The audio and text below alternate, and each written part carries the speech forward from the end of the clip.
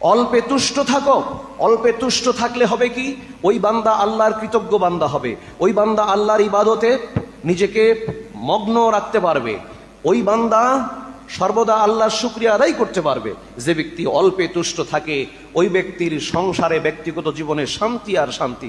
যারা অন্যের সাথে নিজেকে কম্পেয়ার করে, অন্যের সাথে নিজেকে তুলনা করে, সে পারে আমি পারি না, এই করতে পারি না কেন, আপনার স্ত্রী তুলনা করছে পাশের বাড়ির অমক, সে তার স্ত্রীকে নেকলেস দিল, হাড় দিল, অলংকার দিল, কোটি কোটি টাকার অলংকার দেয়, তুমি দিতে পারো না কেন? এই রকম যে আশা আকাঙ্ক্ষা, এই উচ্চাভিলাষের যেই একটা অভিপ্রায়, এগুলো একজন মানুষকে হারাম পথে পা বাড়াতে বাধ্য করে।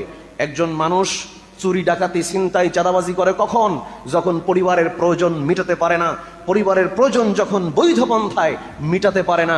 একজন সরকারি চাকরিজীবী যখন তার স্ত্রী সন্তানদের প্রয়োজন সঠিকভাবে হালাল পন্থায় তাদের মেটাতে ব্যর্থ হয়, তখন হারাম পন্থা বেছে নেয়। এর কারণ কি?